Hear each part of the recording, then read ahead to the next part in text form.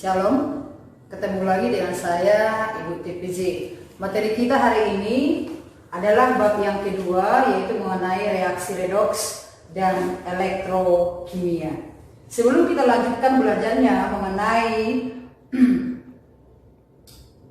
reaksi redoks dan elektrokimia ini, ada baiknya kita mengulang dulu pelajaran kita dari kelas 10, yaitu mengenai redoks. Apa yang dimaksud dengan reaksi redoks? Ingat, reaksi redoks pengertiannya itu didasarkan pada 3 konsep. Konsep yang pertama adalah didasarkan pada pelepasan dan pengikatan oksigen. Kemudian konsep yang kedua adalah didasarkan pada proses pelepasan dan pengikatan elektron. Lalu konsep yang ketiga didasarkan pada konsep perubahan bilangan oksidasi. Nah, untuk materi kita di kelas 3 ini, yang berikatan atau yang berkaitan dengan ini adalah konsep reaksi redoks atau reduksi oksidasi yang didasarkan pada proses perubahan bilangan oksidasi. Untuk mengetahui apakah suatu reaksi itu redoks atau bukan, tentu kita harus ingat kembali mengenai ketentuan bilangan oksidasi. Di antaranya ada, coba kamu perhatikan ini, bilangan oksidasi unsur bebas adalah 0. Ada contohnya, kemudian yang kedua dan seterusnya. Karena ini kamu sudah dapat di kelas 10. Lah, perhatikan contoh berikut.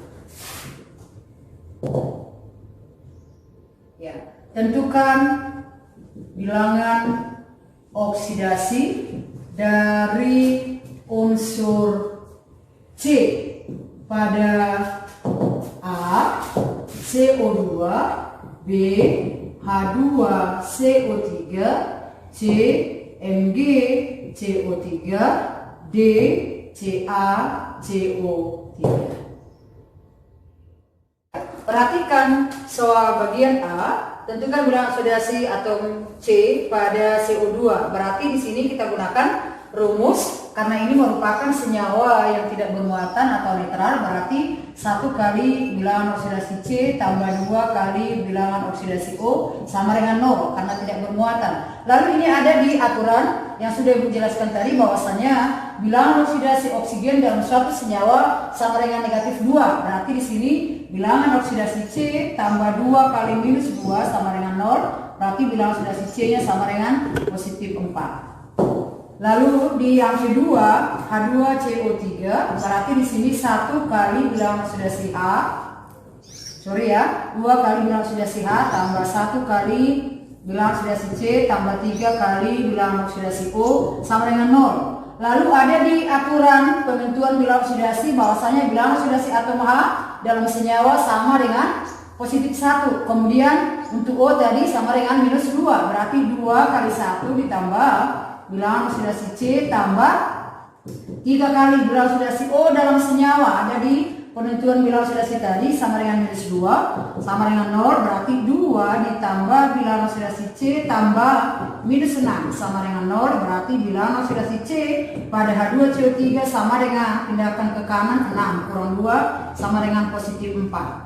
Lalu bagian C, bagaimana rumusnya di sini? Berarti 1 kali bilangan oksidasi Mg tambah 1 kali bilangan oksidasi C tambah 3 kali bilangan oksidasi O sama dengan 0. Nah, Mg ini pada sistem periodik termasuk pada golongan 2A.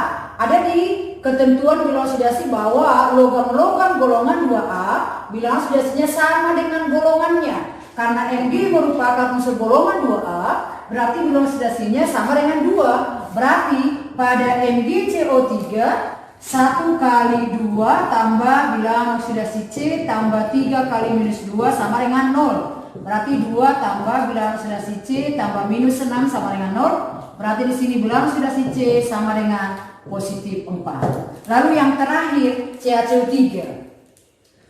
1 kali bilangan oksidasi Ca tambah 1 kali bilangan oksidasi C tambah 3 kali bilangan oksidasi O sama dengan 0. Nah, Ca lihat ini. Ca itu adalah logam golongan 2A. Berarti bilangan oksidasinya sama dengan 2. Maka 1 kali 2 tambah 1 kali BOC tambah 3 kali minus 2 sama dengan 0. Berarti di sini juga bilangan oksidasi C sama dengan positif 4. Jadi, berdasarkan perubahan bilangan oksidasi, reaksi oksidasi ialah suatu reaksi di mana dalam reaksi tersebut terjadi penambahan bilangan oksidasi. Sedangkan reaksi reduksi adalah suatu reaksi di mana terjadi pengurangan bilangan oksidasi suatu unsur. Nah, sekarang perhatikan contoh-contoh soal berikut ini. Tentukanlah jenis reaksi berikut apakah redoks atau bukan. Nah, berdasarkan penurunan atau penambahan bilangan oksidasi suatu reaksi itu ada yang disebut dengan reaksi redoks, ada reaksi bukan redoks, dan ada reaksi autoredoks atau disproporsionasi dan reaksi konproporsionasi. Lihat contoh yang pertama. Mg solid direaksikan dengan HCl aki menghasilkan MgCl2 aki tambah H2 gas. Nah, untuk menentukan apakah reaksi ini termasuk redoks atau bukan, maka kita harus tentukan dulu bilangan oksidasi unsurnya. Lalu nanti kita lihat ada yang berubah atau tidak. Kalau berubah, dia bertambah atau berkurang. Nah, sekarang coba lihat. Yang kita tentukan di sini adalah bilangan oksidasi dari setiap unsurnya. Ya, bilangan oksidasi Mg di sini berapa? Sesuai dengan ketentuan tadi, berarti ini adalah unsur dalam keadaan bebas. Berarti biloksnya 0. Lalu di sini H. Sesuai dengan ketentuan bilangan oksidasi atom H dalam suatu senyawa sama dengan positif 1. Ya, itu ketentuannya. Kemudian berarti di sini positif 1. Lalu berapa bilangan oksidasi Cl-nya? Berarti di sini 1 kali bilangan oksidasi H tambah 1 kali bilangan oksidasi Cl sama dengan 0. Hanya di sini sama dengan 1, pindah ke sebelah kanan, berarti Cl-nya di sini minus 1. Kemudian di MgCl2, yang mana yang ada dalam aturan atau ketentuan bilangan oksidasi? Mg. Mg ini adalah logam golongan 2A. Berarti bilangan oksidasinya sama dengan nomor golongannya. Berarti ini sama dengan positif 2. Setelah dapat Mg-nya biloksnya positif 2, berarti Cl-nya bisa kita cari dari 1 kali BO Mg tambah 2 kali BOCl sama dengan 0. Berapa tadi BOMG-nya? Bilang sudah Mg-nya 2. 2 itu pindah ke kanan jadi minus 2. Berarti 2 bilang sudah Cl sama dengan minus 2. Berarti bilang sudah Cl-nya sama dengan minus 1. Lalu berapa bilang sudah H pada H2? Ini dikatakan keadaan bebas. Berarti biloksnya sama dengan 0. Sekarang perhatikan. 0, 1, minus 1, 2, minus 1, 0. Ada yang berubah enggak? Ada. Yang berubah itu adalah bilangan oksidasi Mg.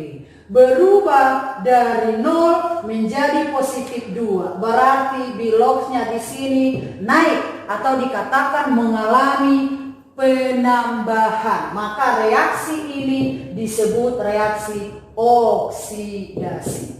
Lalu yang mana lagi yang berubah?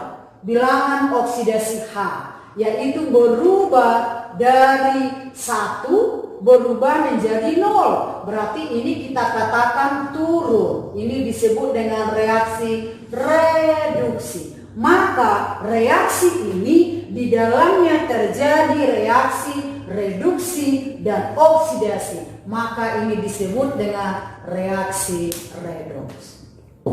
Nah, kalau reaksinya reaksi redoks, maka di dalamnya ada yang disebut dengan oksidator, ada reduktor, ada zat hasil oksidasi, ada zat hasil reduksi. Apa itu oksidator? Oksidator ialah zat yang mengoksidasi zat lain, dia sendiri mengalami reaksi reduksi. Berarti mana yang mengalami reduksi? Lihat yang mana reaksi reduksi. Nih, apa yang mengalami reaksi reduksi? HCl. Inilah yang disebut dengan oksidator. Berarti oksidatornya HCl, reduktornya adalah zat yang mengalami oksidasi, yaitu Mg.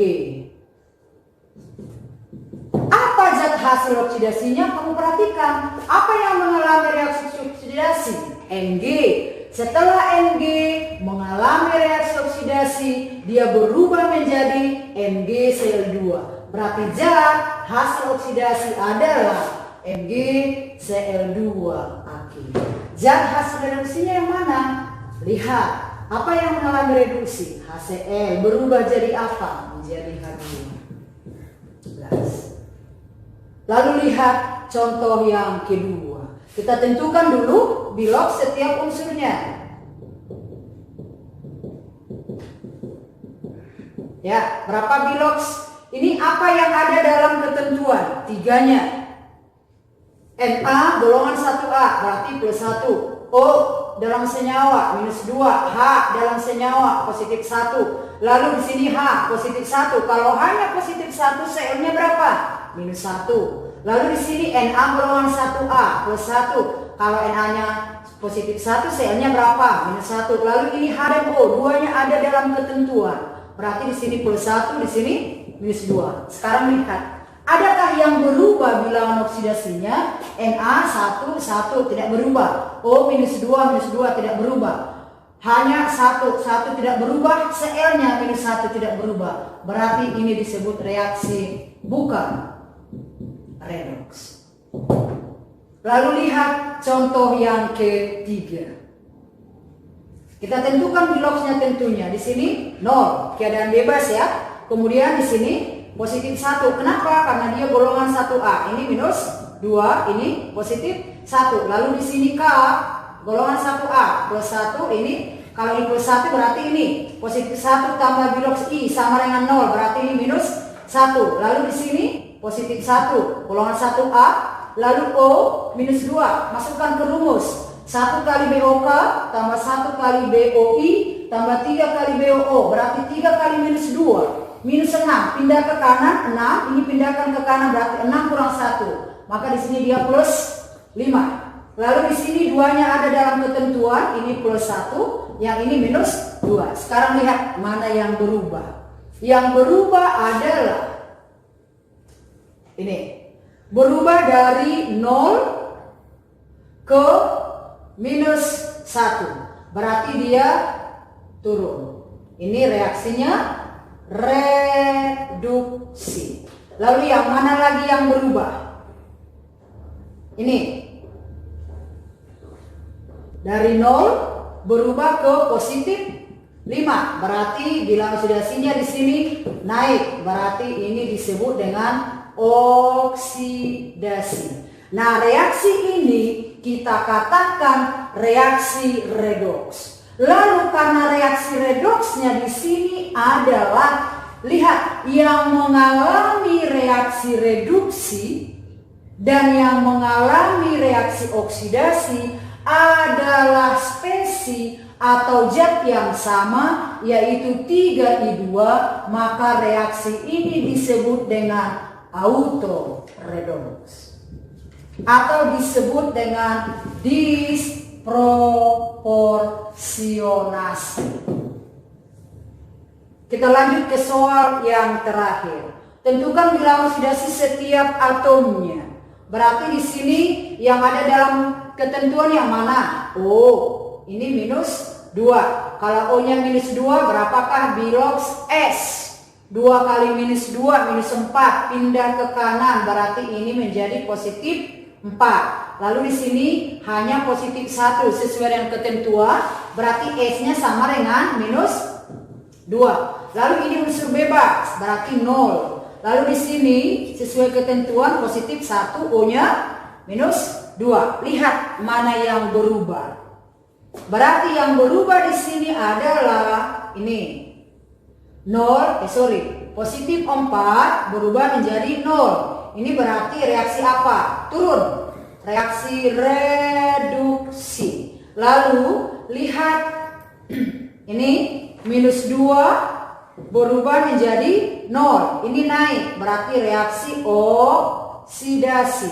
Maka reaksi ini disebut reaksi redoks. Redoks yang mana? Coba perhatikan. Ini terbalik dengan soal yang ketiga tadi. Kalau soal yang ketiga, zat atau spesies yang mengalami reaksi oksidasi dan reaksi reduksi adalah sama, kalau di bagian keempat ini, zat hasil oksidasi dan zat hasil reduksinya yang merupakan zat yang sama atau spesies yang sama. Maka seperti ini dikatakan reaksi konproporsionasi.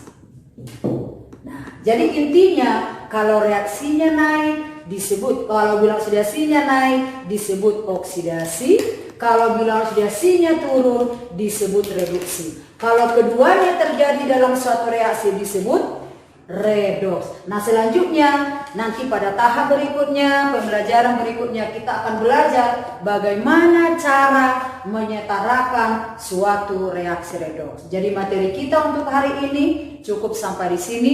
Selamat siang.